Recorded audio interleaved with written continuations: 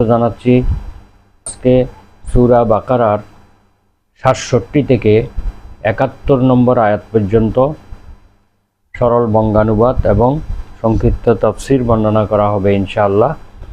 তো আসুন আমরা শুরু করি। আউযু বিল্লাহি মিনাশ শাইতানির রাজীম।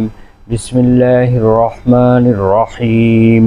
وَإِذْ قَالَ مُوسَى لِقَوْمِهِ إِنَّ اللَّهَ يَأْمُرُكُمْ أَن تَذْبَحُوا بَقَرَةً قَالُوا أَتَتَّخِذُنَا هُزُوًا قَالَ أَعُوذُ بِاللَّهِ أَنْ أَكُونَ مِنَ الْجَاهِلِينَ قَالُوا ادْعُ لَنَا رَبَّكَ يُبَيِّن لَّنَا مَا هِيَ قال إنه يقول إنها بقرة لا فارض ولا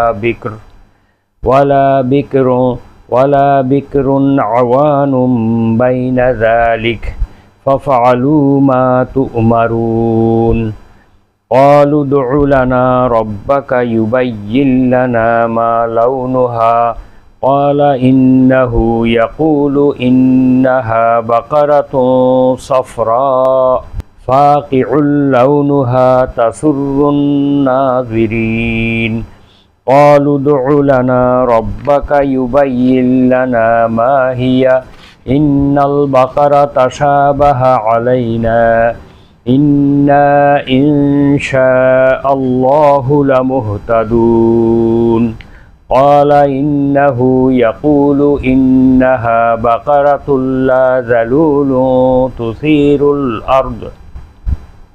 تثير الأرض ولا تسقي الحرث مسلمة لا شية فيها قالوا الآن جئت بالحق فذبحوها وما كادوا يفعلون صدق الله العظيم।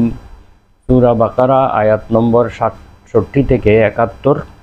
৬৭ নম্বর আয়াতে আল্লাহ তাআলা বললেন, স্মরণ করো সেই সময়ের কথা যখন মূসা আলাইহিস সালাম নিজ সম্প্রদায়কে বলেছিল, ইন্নাল্লাহা ইয়া'মুরুকুম, নিশ্চয় আল্লাহ তোমাদেরকে নির্দেশ দিচ্ছেন, আন তাযবাহু বাকারাহ, একটি গাভী জবাই করার জন্য। মহান আল্লাহ তোমাদেরকে নির্দেশ দিচ্ছেন একটি গাভী জবাই করার জন্য। ক্বালু, তারা বলল, বনী ইসরাঈলগণ বলল, আতাত্তাখিযুনা হুজুয়া, তুমি কি আমাদের সঙ্গে ঠাট্টা বিদ্রূপ করছো, আমাদের সঙ্গে কি উপহাস করছো? ক্বালা আউযু বিল্লাহি আন আকুনা মিনাল জাহিলিন, মূসা আলাইহিস সালাম বললেন, আমি